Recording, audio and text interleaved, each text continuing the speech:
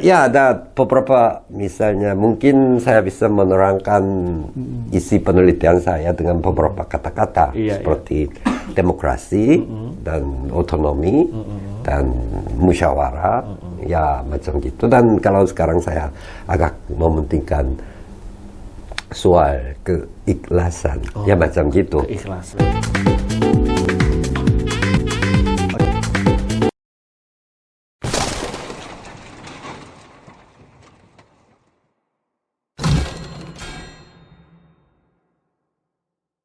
Assalamualaikum warahmatullahi wabarakatuh. Salam jumpa kembali bersama Mufti dalam acara OTT Literasi.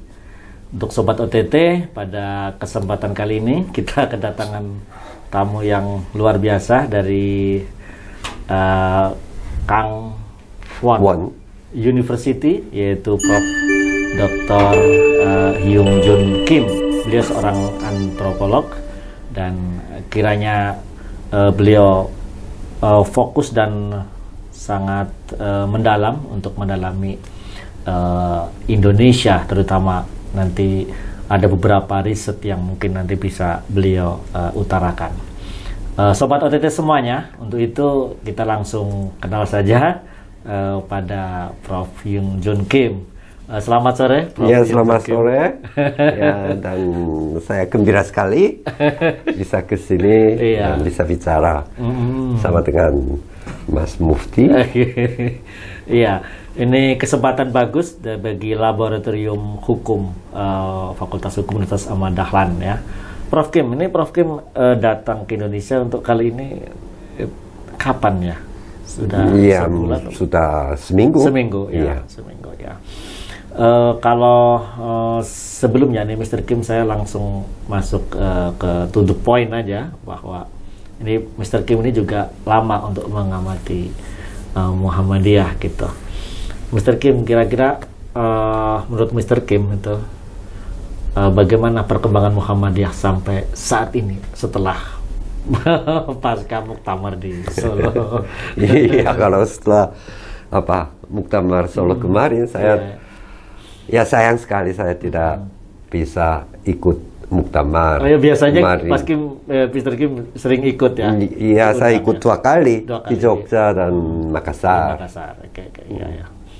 Kalau dalam menurut pengamatan Mr. Kim, kalau perkembangan Muhammadiyah misal waktu Makassar, Jogja, Makassar, kemudian Solo, bagaimana perkembangan tentang pengembangan Muhammadiyahnya?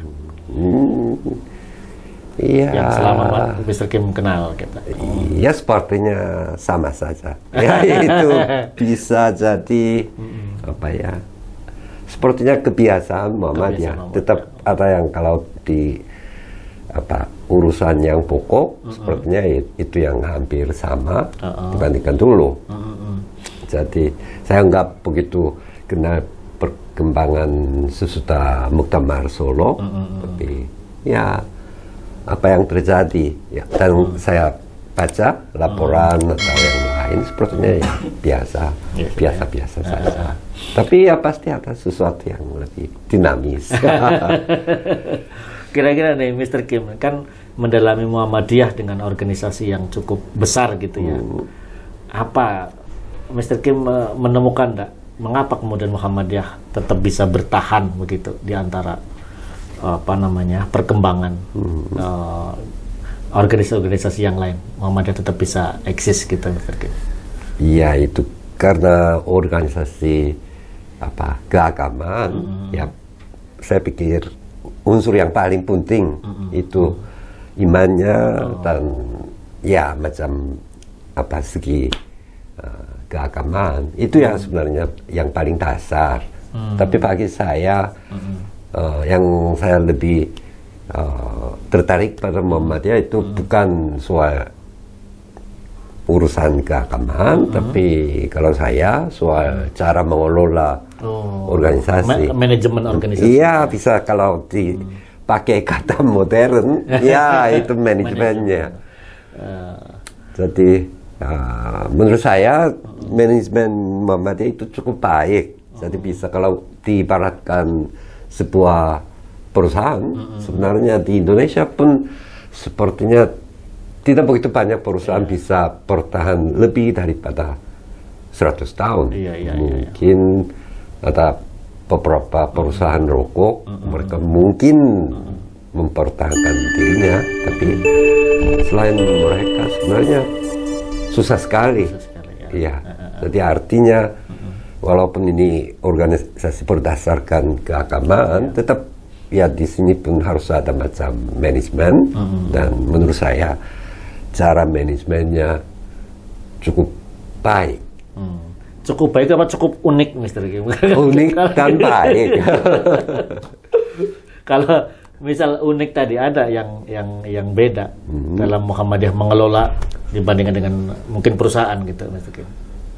Ya, tetap beda. Tapi maksud saya cara berkomunikasi, berinteraksi antara anggota, ya itu ya cukup baik dan cukup unik.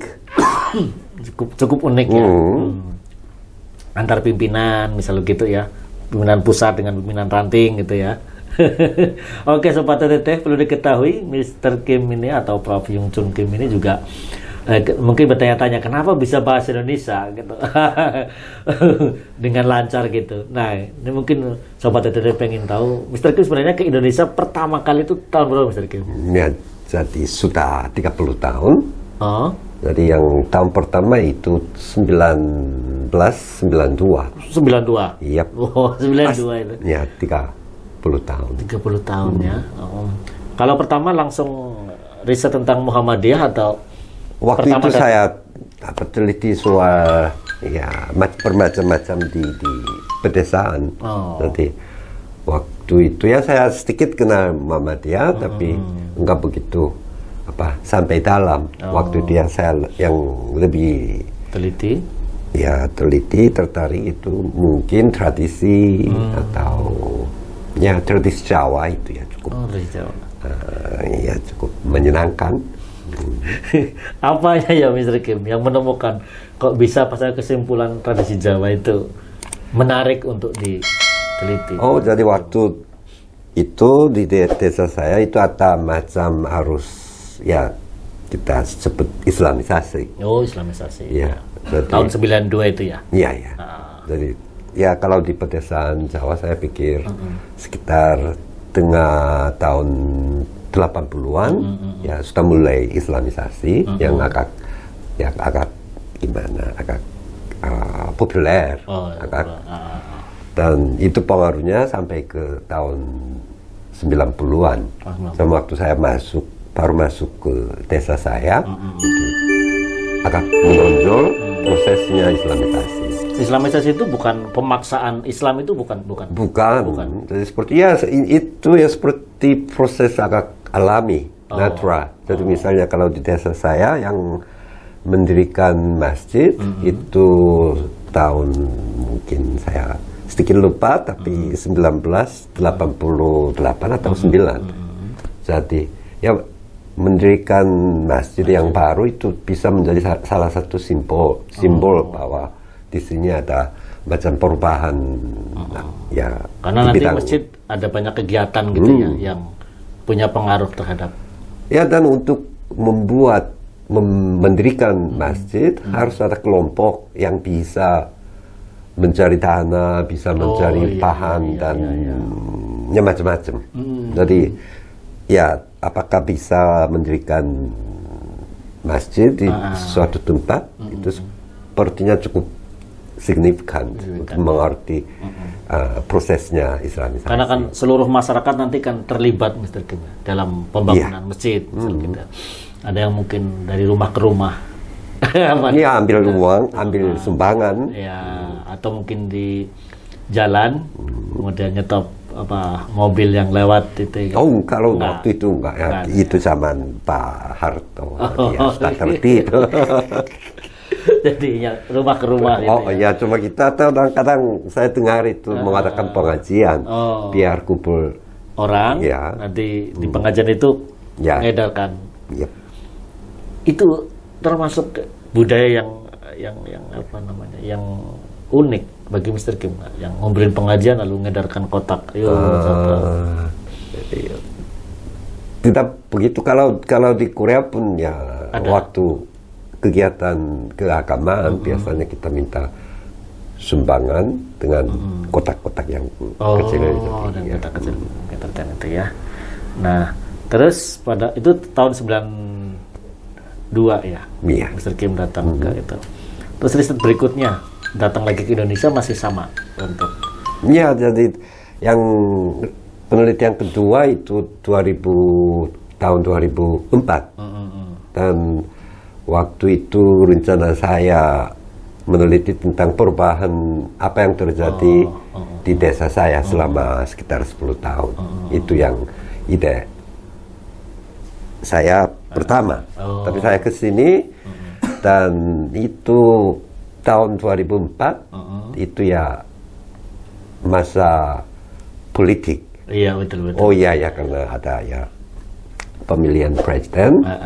Jadi saya pun pikir wah ya karena itu ada yang pesta demokrasi ya lebih bagusnya pilih atau ganti topik penelitian.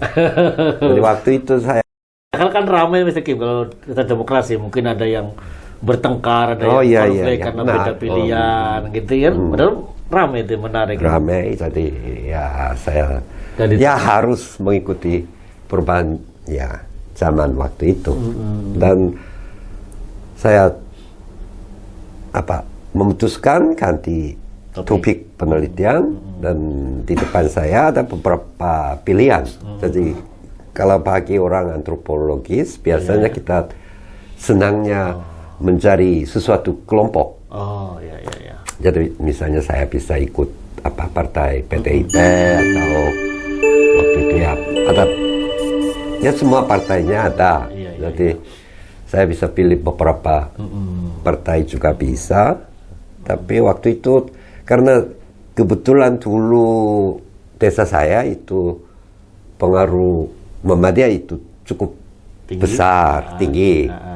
Jadi mungkin karena ada background seperti itu, saya waktu itu memutuskan memilih PAN. Partainya PAN. Sama dengan Pak Amin Rais. Ya, seperti itu. Jadi waktu itu mungkin saya pertama kali melibatkan urusan Muhammadiyah secara langsung.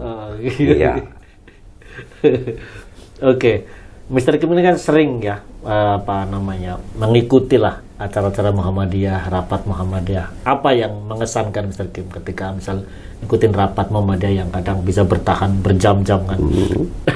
Ya. 3 jam. Jadi ya ada beberapa misalnya mungkin saya bisa menerangkan isi penelitian saya dengan beberapa kata-kata seperti demokrasi dan otonomi dan musyawarah ya macam gitu. Dan kalau sekarang saya agak mementingkan soal keikhlasan ya macam gitu. Keikhlasan. Jadi saya kata-kata yang tadi saya sampaikan itu sebenarnya ciri khas yang saya ketemu di dalam ya bisa sebut manajemennya organisasi atau ya kegiatan itu tadi. Ya kegiatan. Keikhlasan itu tadi ya. Ya salah satunya. Ya. Jadi saya bisa ketemu ya beberapa ciri khasnya Muhammadiyah dan yang menarik itu semua ciri khas itu mempunyai segi negatif sama dengan segi positif. Jadi itu yang menurut saya unik banget. Iya. Jadi seperti tadi bicara, kalau saya dulu waktu mengikuti rapat di Muhammadiyah, ya itu kita sebut rapat cukup demokratis. Tapi karena itu demokratis, ya bisa menjalankan sesuatu dengan baik. Itu segi positifnya, karena semua orangnya bisa memberi sesuatu, memberi saran, memberi pandangannya. Tapi di sisi yang lain, kalau kita mau bilang negatif, ya itu jelas kurang efisien. Efisien. Iya. Karena waktunya lama dan kadang ya nggak ada keputusan apapun. Iya, Ya, bisa pulang jadi aja. satu persoalan bisa diselesaikan beberapa kali rapat Ya, yang ya, mungkin seperti gitu. bisa seharusnya diselesaikan dalam sekali Oh, pertemuan. jadi sebelum saya mengenal Muhammadiyah, saya karena sudah sudah kenal sistem keputusan, mencari keputusan di Korea. Kalau di sana ya kita lebih mengutamakan efisien. Jadi rapatnya dianggap kalau rapatnya baik itu artinya rapatnya cepat selesai. Jadi kalau di sana lebih efisien, tapi karena keputusannya itu tidak bisa di sharing oleh orang yang hadir. Jadi walaupun ada macam keputusan, yaitu kepuasan terhadap keputusan itu tidak begitu tinggi. Ada banyak yang walaupun ya saya harus menerima karena mungkin mayoritas atau mendukung sesuatu keputusan, tapi tetap banyak orang pikir ya saya tidak begitu senang, saya tidak mau ikuti. Tapi kalau di Muhammadiyah, ya walaupun ya tercapainya keputusan itu susah, sekali tercapai, saya pikir tidak ada orang yang membantah atau menentang. Berarti puas, ya, Yep. cukup puas dengan karena ada peran serta tadi ya dalam hal rapat. Dan itu sepertinya Mr. Kim, dari mulai tingkat paling rendah sampai tingkat paling tinggi. Yep. Sama saja. Model kita. Karena mungkin di sini rapat sekaligus silaturahmi pengen tahu bagaimana keadaan dan cerita banyak ya, sehingga seringkali dalam rapat itu yang diceritakan bukan bukan agenda rapat. Iya. Untuk basa-basi ya bagaimana? Ya bicara selama 3 jam, 4 jam, 5 jam. Kalau kita cuma terfokus pada satu topik, ya orangnya mungkin semuanya akan pergi. Jadi ya kalau di dalam rapat ya obrolannya ya kadang tidak ada hubungan apapun dengan topiknya, tapi ya tetap itu ya ada, menurut saya ada efek yang positifnya. Iya ya, dan itu terus berlangsung gitu ya. Nah tadi tentang keikhlasan, bisa dicontohkan Mr. Kim, implementasi atau apa namanya ya, aktualisasi dari ikhlas di Muhammadiyah itu yang Mr. Kim lihat gitu. Ya jadi kalau selama beberapa tahun saya pikir unsur ikhlas itu sungguh penting bagi orang Muhammadiyah. Itu salah satu alasan kenapa orangnya tertarik pada Muhammadiyah, dan itu salah satu alasan yang kuat orangnya mau beramal di Muhammadiyah. Dan kalau kita cuma lihat segi keagamaan atau soal kepribadian, saya pikir ikhlas itu ya hal-hal pokok dan itu ya harus dijaga, harus dipelihara oleh anggota Muhammadiyah dan juga pimpinan Muhammadiyah ya. Dan itu, tapi juga ada masalahnya, juga ada segi negatifnya. Apa ya? Ini. Ya, tapi jadi, sebelum itu Mr. Kim, kita bisa minum dulu. Oh iya. Oke, kita minum dulu.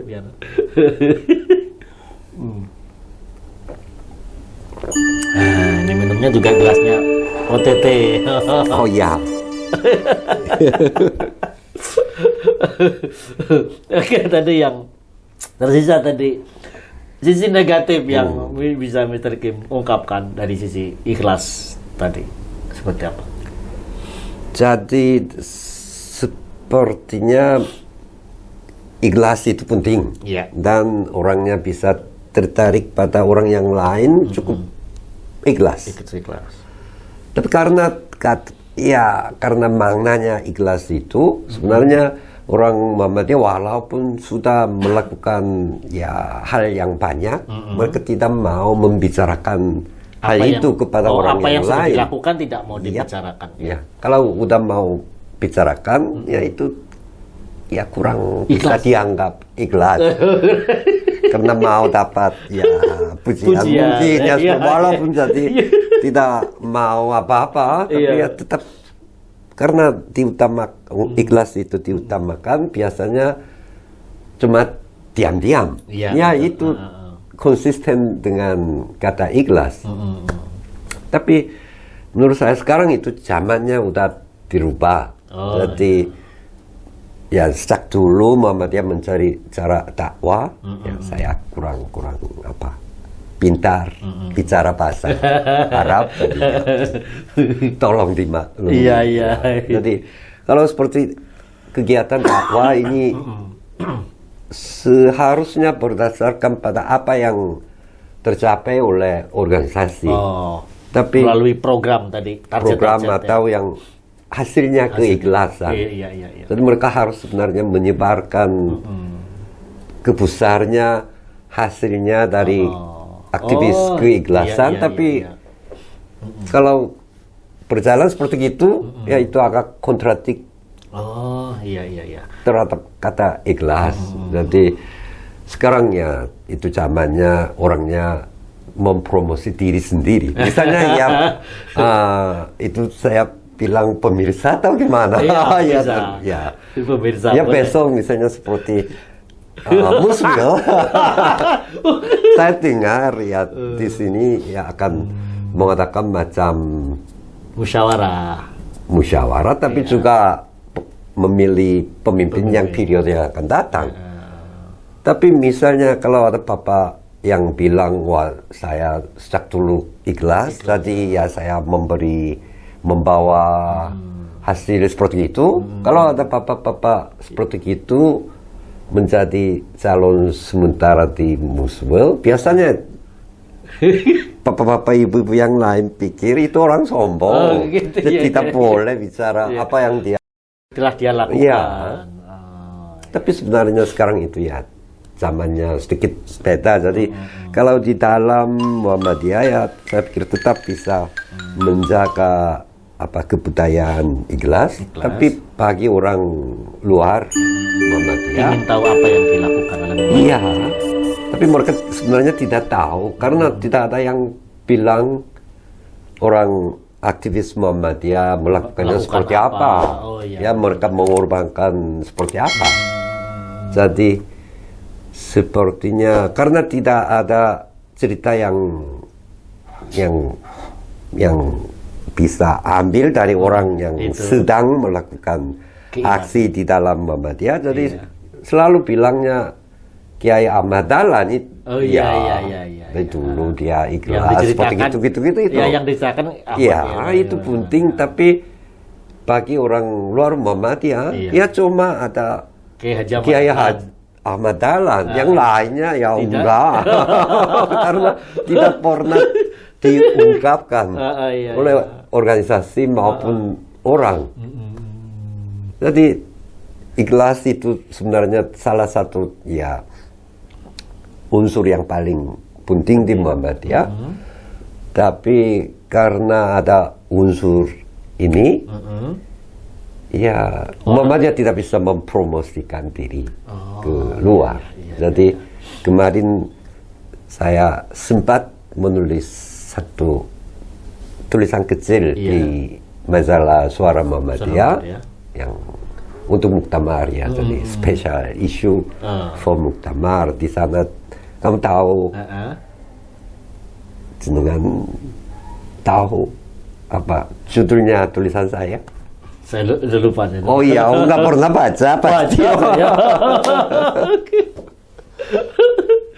Jadi ya saya pilih judul banyak bicara, nggak banyak kerja, sedikit bicara. Banyak bicara. Oh, banyak bicara. Oh ya, itu saran saya kepada ya warga Muhammadiyah. Sedangkan di Muhammadiyah falsafahnya itu itu banyak kerja, sedikit bicara. Itu berdasarkan pada Mr. Kim, banyak bicara, banyak bekerja, banyak bicara. Tetap banyak bicara. Ya, jadi itu mungkin saya pikir acara ini pun sebenarnya salah satu upaya untuk mempromosikan ya Muhammadiyah. Jadi saya jangan begitu malu-malu. Jadi mungkin harus lebih aktif menerangkan apa yang tercapai oleh Muhammadiyah. Dan sebenarnya yang lebih penting itu bukan apa yang tercapai. Yang lebih penting itu pengorbanan dari warga Muhammadiyah. Itu harus dibicarakan karena itu ya bisa membawa macam kepercayaan masyarakat terhadap Muhammadiyah. Ya, kalau cuma bicara kita Muhammadiyah mempunyai 100 universitas gitu ya orangnya nggak begitu terkesan pada itu. Tapi misalnya untuk membuat satu universitas begitu banyak orang yang terlibat terlibat dan mereka mewakafkan dan mereka ya memberi energi, memberi tanah, memberi ya macam-macam. Jadi ya kita tahu bahwa walaupun ada yang sekolah dasar SD kecil di pedesaan, ya itu tetap dipromosikan. Iya, karena itu sebenarnya ya untuk mendirikan SD ini sebenarnya sungguh itu sebenarnya menurut saya berdasarkan pada keringat warga Muhammad. Banyak yang berkorban di dalam dan itu perlu diberitahukan kepada masyarakat di luar Muhammadiyah. Ya, itu ya salah satu saran yang kemarin saya sampaikan dengan tulisan saya yang singkat. Mungkin langkahnya yang mempromosikan orang lain ya, jangan. Karena kan kalau mempromosikan dirinya sendiri kan nanti dikira sombong. Jadi yang menceritakan adalah orang lain. Ya, saya tidak tahu apakah Pak Mufti cukup berkorban ikhlas atau ya gimana, tapi ya kalau dia bicara sendiri kepada pemirsa di sini dia dianggap sombong. Tapi kalau saya sampaikan kebaikannya, pengorbanannya, keikhlasannya Mas Mufti, kalau masih ada. Itu belum pasti. Kalau gitu mungkin orang luar Muhammadiyah ya terkesan dan ada mempunyai minat. Ada apa di Muhammadiyah? Oke, sobat TTT semuanya, ini masukan dari Mr. Kim, mungkin juga kritik ya. Tadi bahwa ada kekurangan di Muhammadiyah itu. Ya, itu bukan kritik. Cuma saran aja. Saran. Agar warga Muhammadiyah juga menghargai, mempromosikan pengorbanan dari warga Muhammadiyah itu sendiri ya, ketika merintis amal usaha ataupun membangun amal usaha di Muhammadiyah gitu. Oke, sobat OTT semuanya, terima kasih semuanya. Ini juga ada sponsor-sponsor kita ya.